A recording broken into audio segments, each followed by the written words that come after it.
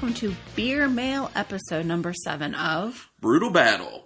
So, as we promised, Beer Mail episode number 6 was Kyle Norman provided. Beer Mail episode number 7 also. Kyle Norman! Yeah, because he gave us all the beers at the same time, and it just happened to work out that he gave us 8 unique beers, making it perfect for 2 Beer Mail episodes.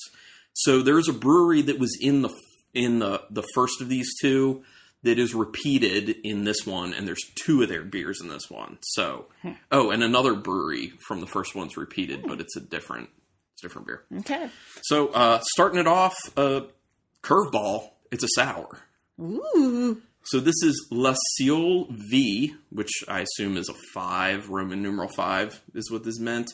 This is about, this is from Anee, and that's a brewery out of Niles, Illinois. This is the brewery that we had one of their beers kind of recently, and Kyle Norman listened, and I said that I've never had any of their sours, but I've heard good things. We had a stout of theirs, and that's why he gave us this one. He said, I'm giving you the sour because you have got to try their sours. Okay. So he's remedying the Kyle issue. Norman, I've also never had a lottery ticket winning worth $1,000 if you want to give us one of those. I mean, Kyle Norman's that kind of guy. Like, No, he really makes is. dreams come true. He rights all the wrongs in the world. Yeah. One person at a time. Thank you, Kyle. So this La Ciole 5 is an American wild ale fermented with kiwi fruit. And it is 6.5%, so pretty light. I'm going to be really interested to see if we can perceive this kiwi fruit. I know. That's a touchy one. Because it's light. Such a mild flavor. Yeah, it is. And this is in a 16-ounce can. They're all in 16-ounce cans. I've never really been a big fan of kiwi. Which, again, I know it's a mild flavor, but it, I think it's the seeds. Oh, yeah, you're making a big old mess. Dribbled. These towels might have I didn't to commit to my pour. That was my problem. You gotta pour hoard. Yeah. Gotta do a hoard pour. Okay, so. What does it look like to you? Very clear, very light, very yellow. Oh, yeah, I'll say. Lots of carbonation coming up from the bottom. It's kind of like champagne-like in that sense. That's a lot of carbonation, and it has a significant head on top, which is very fine bubbles to the head. Yeah, it looks like a champagne, really. It smells good. It smells... it looks beautiful. Yeah, it really does. And it smells really light. Ooh. Very lemony, very tart. It smells like what you would assume you would get in a nose if you say sour blonde ale. Yeah, kind of like... It smells a little farmhouse. Yeah, I was actually going to say the same thing. There's a little funkiness in there. Yeah. Lots of lemon, though. Little funkiness, lots of lemon. There's a little apple note underlying everything, just like a sweet kind of apple note. Yeah. Smells good. I like it. Smells kind of clean and fresh as well. Well, I actually really like this. Ooh. Significant kick of sour. Again, this is not normally my style, but I really like it because it is really tart, but it also is very crisp. Yeah, it is a very crisp, clean finish to it. Even though there's a little bit of a lingering bitterness, there's a little lingering funk and some tartness, some sourness lingering because it is relatively sour. Yeah. But it's good. I mean, I think that kiwi is just getting lost. Yeah. But as you continue to sip it, maybe you'll kind of pick that out. But yeah, it's mainly like lemony sour. And that apple light is there lightly. I would be interested to know what this beer would be like without the kiwi because that would help me pick it out or at least be able to suss out what the kiwi is doing to the beer. Like, is it just maybe adding that sweetness? Yeah, well, yeah. And that's the thing is, like we were saying, kiwi is a very delicate flavor. So if you have a significant sourness, I can see where that would easily just cover up any sort of kiwi. So I don't know. And I've had kiwi that goes two ways. Either it's really sweet and it's got that typical kiwi flavor to it, or it's really tart and it doesn't have as much of a kiwi flavor to it and is just like more a souring. I mean, I don't even think I've had a kiwi in a very long time. Yeah. Okay, I do like how it finishes, though. The way it finishes is really, really nice, and as I continue to sip it, like, my perception of the sour is going down a little bit, and it's helping kind of thin the body out a little bit more, which helps with it being, you know, kind of light and refreshing on the finish. It's good. Yeah. Okay. Yeah, I dig it. So moving on. So this is, we're going to be drinking, our next beer is by Dewey Beer Company, which is one of the repeats.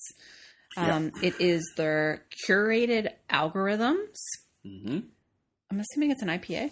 Yeah, I think it's one of their hazy IPAs. Okay. I think that's kind of like the only type of IPA they make. It's 10%. It is with Vic Secret, Ella, Citra, and Mosaic. Ella? What is Ella? I haven't even heard of that. I think so. I mean, my eyes aren't bad. No, they're not. No. And obviously Dewey. Yeah, Ella. Right? I've never even heard of that. 10%? Yeah. Yeah, this is a triple obvi. I have a hard time with these. All right. I'm gonna do better on the pours. Hey, you need to drink your water. Rinse and drink. Oh. I'm gonna do better on this pour. Not like it matters now because this has to go into the towels have to go into the wash anyway. So I already messed up. Yeah, by a lot. A little here and there is okay, but okay. Curated algorithms. Let's see. It's hazy. It's pretty orange. A little yellow. Yeah, I'm gonna say. I feel like it's yellow. It's got a head to it.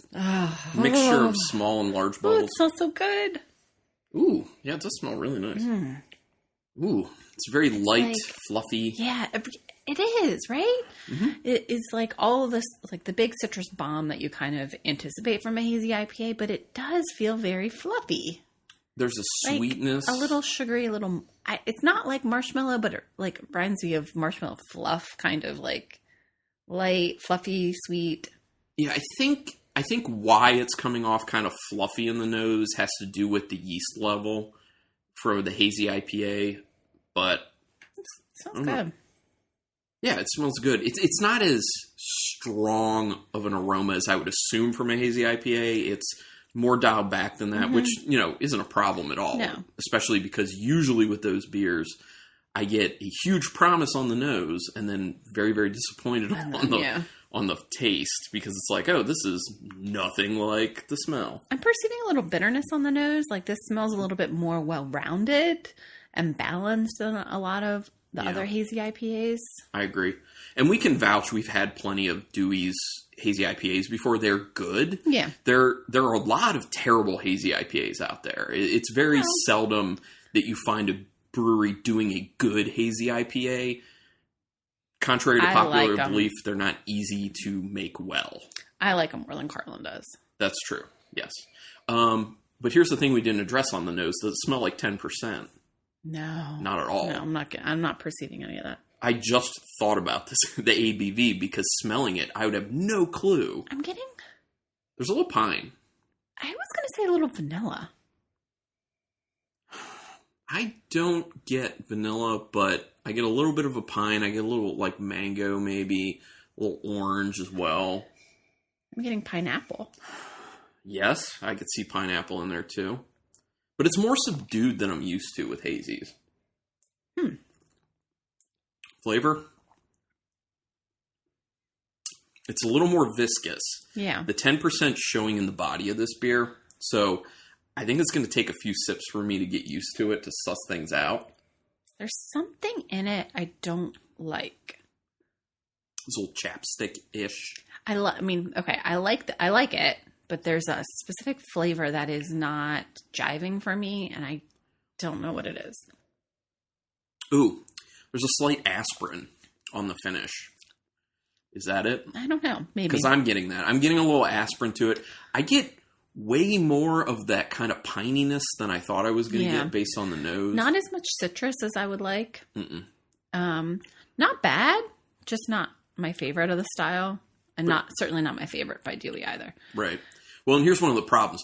None of these cans have date codes. Oh. None of them. So with some of them, it's not going to matter as much. Well, actually, the Anee, it actually might matter a little bit because of the kiwi perception. Right. This one, it definitely matters. So shame on you, Dewey, for not date coding. Shame on everyone for not date coding if you don't. And then the last two probably won't matter as much. Yeah. So. Yeah, it's okay. It is the finish. It's not bad, but it's not that great. It's also hard because we've had a lot of IPAs from Dewey that have been really good. Mm-hmm. So that obviously is like, we know you can do better. So I wonder how this would be, how the flavor and the smell is right now, but with a lower ABV. True. Because I feel like the mouthfeel is a little much. And as I continue to sip it and get more used to the flavors, I'm tasting more and more of the actual alcohol to it. It still hasn't risen to the level of really tasting like a 10% beer, so that's good. Mm-hmm. But I don't know. No, it definitely does not taste like 10%. Pretty yeasty, too. Yeah. I think that's what I don't like about it. But, okay. It's a problem with hazy IPAs. Moving on. Yes. Okay. Third beer. So, this is... Rotunda, right? Yeah. Rotunda. They're out of where? Pennsylvania somewhere? Hold on. It is a collaboration, though. It's brewed by Rotunda and Jeremiah Tall. I have no idea who that is. Brewed by Rotunda Brewing Company and Jeremiah Tall create this new album from Bare Bones. From Bare Bones is a brown ale with Centennial and Galaxy hops with honey malt and conditioned on blueberries. Yeah, sounds interesting. Sounds really interesting. Rotunda is brewed and canned in Annville, Pennsylvania. That's right. And I didn't remember that from the last one. Let me guess the ABV on this. I don't know. Well, I would assume that it's high based on your reaction. Was it 12? 9.4. Mm-hmm. And it says canned on 10/11. Oh, good. Okay. There you go.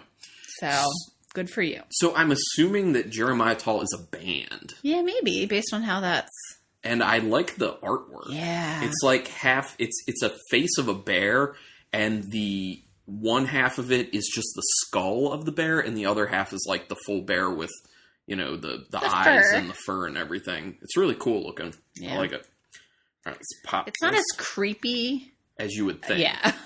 No. It looks more artistic. Yeah. Yeah. It's like tasteful, not like dark or...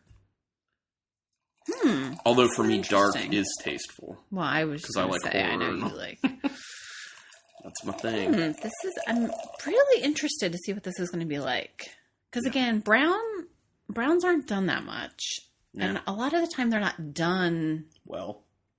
Like, not a lot of special things are done to them. Although recently, that episode I had with Tony Marion on, when we had that brown ale that was aged in whiskey barrels by Boulevard, that was... Well, it was an Imperial Brown, but it was really good. That's true. Wait, did it say this is Imperial Brown or just brown? I don't remember already.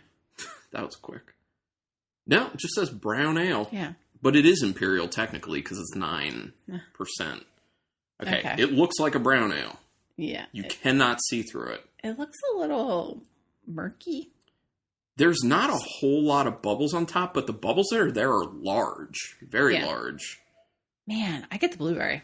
Whoa, I get the blueberry immediately. Does it say blueberry or blueberries? Actual blueberries.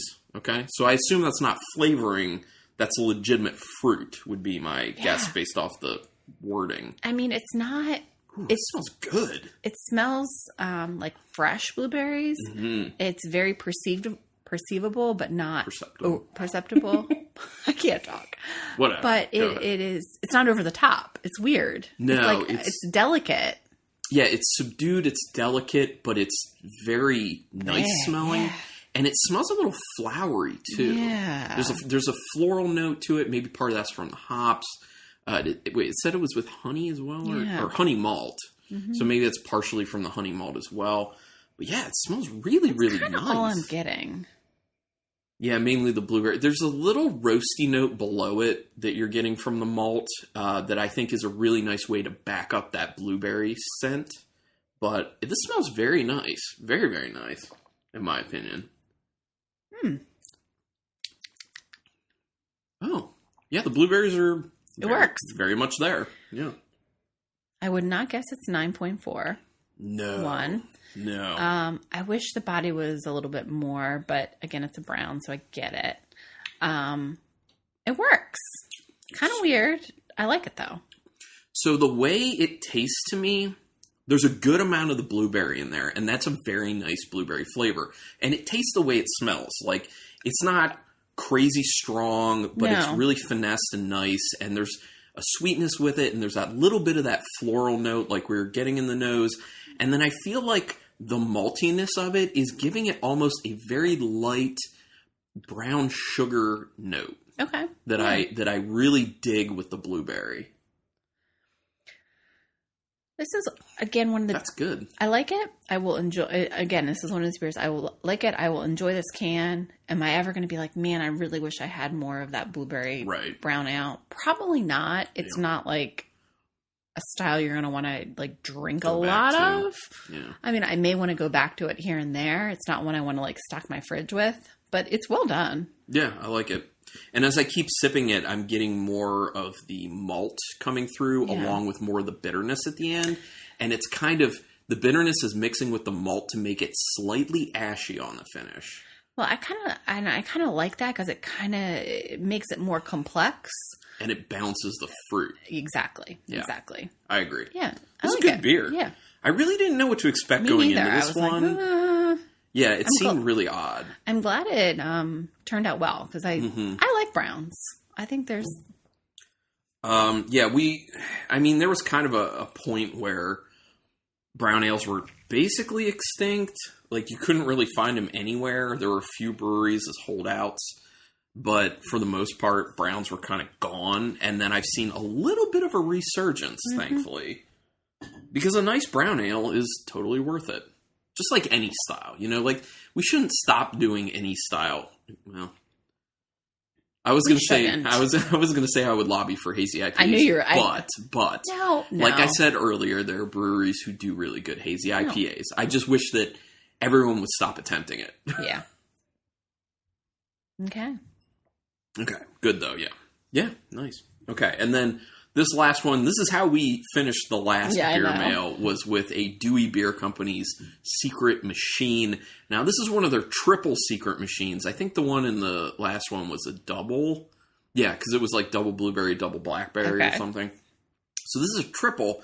It's triple cranberry, triple plum secret machine, which is a sour. Nice. And it is 9%. Yeah, we've got some heavy hitters here. Yeah, all these are big on the ABV. I guess it is what it is. We're recording early enough. Well, and we're recording on Super Bowl Sunday. Yeah. I don't even know when this episode's going to come out.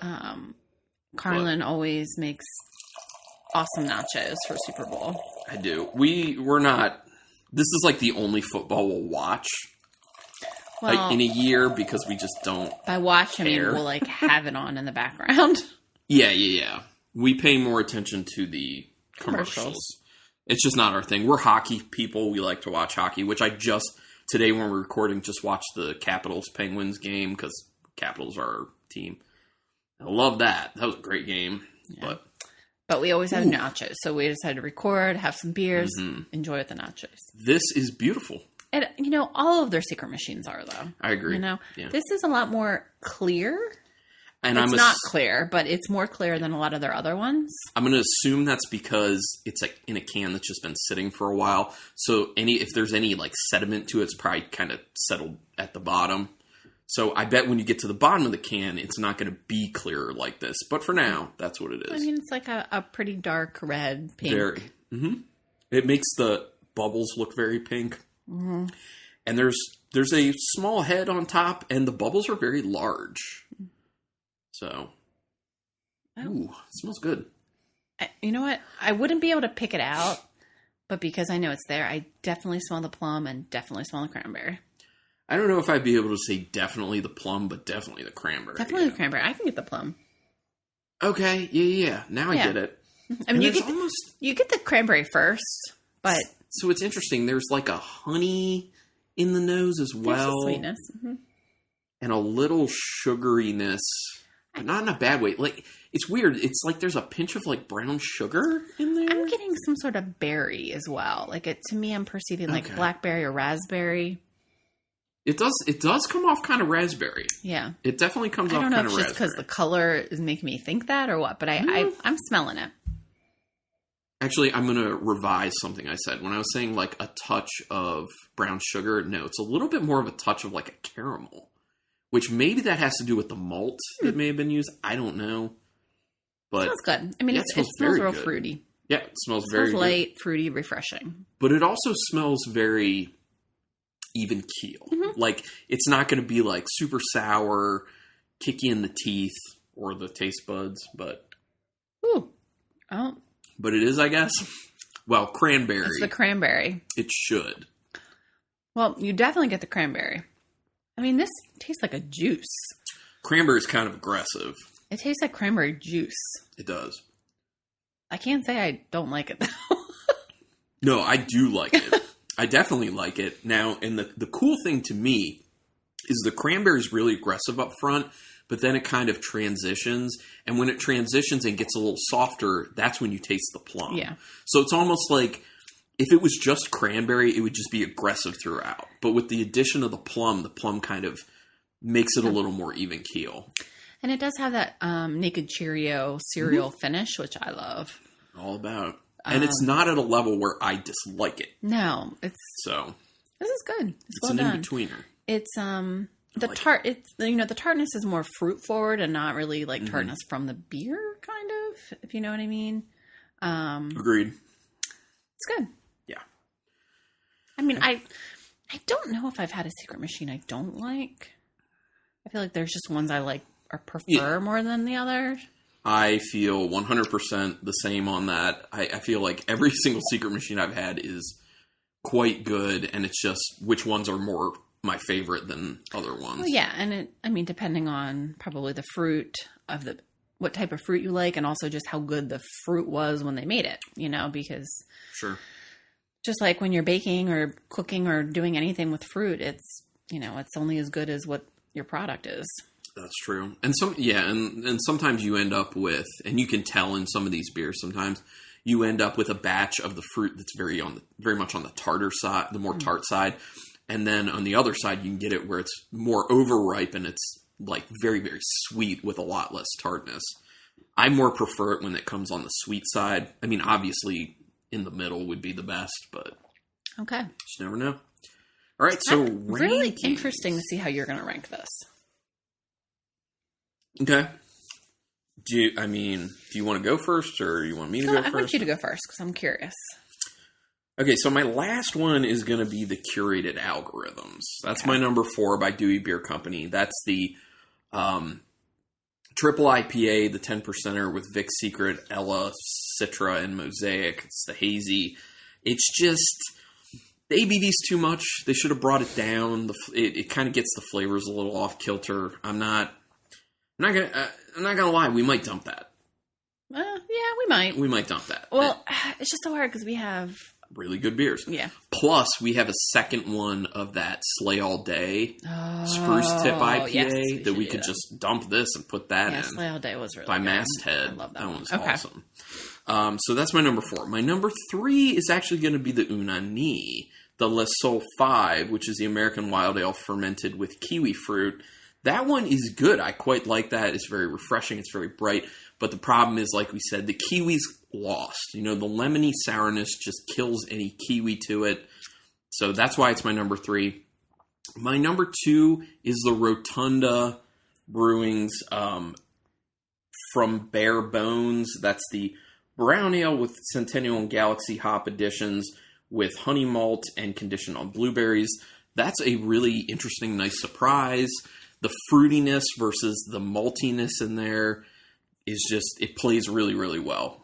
And then, obviously, my number 1 is the Secret Machine Triple Cranberry, Triple Plum.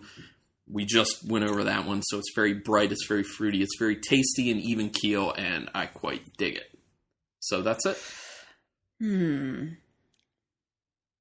Rebecca's having a hard time. She poured herself a little bit more of the Anee, because obviously she's having some turmoil in her brain trying to figure out who goes where in these ranking slots. So, I like a lot of these. I don't love them, though. Any of them?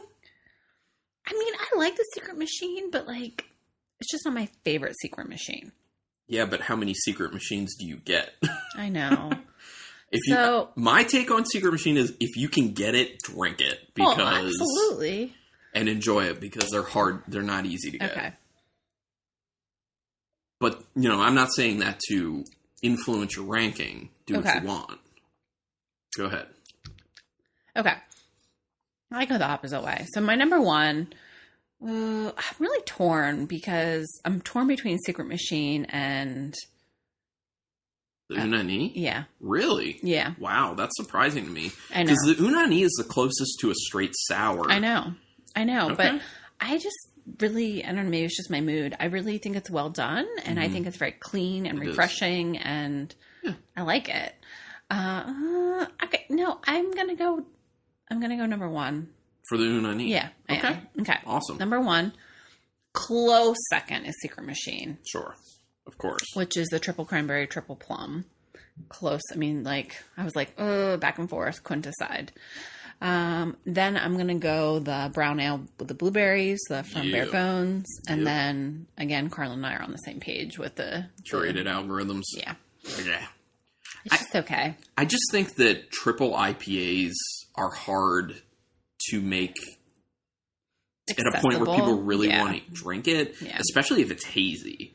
Because you're gonna get more gross flavors out of it when it's hazy. And because there's no date code on it, again, who knows? I mean, if the citrus would have been a little bit more robust, I feel like I could have liked it. I think there's it's not like a terrible beer. No. And again, we are only saying we're dumping it because, again, we have a crap ton of beer and we're picky and we kind of want that sleigh all day. Yeah. Especially when we have hoppy stuff, we got to make sure we're enjoying them at peak freshness. Yeah.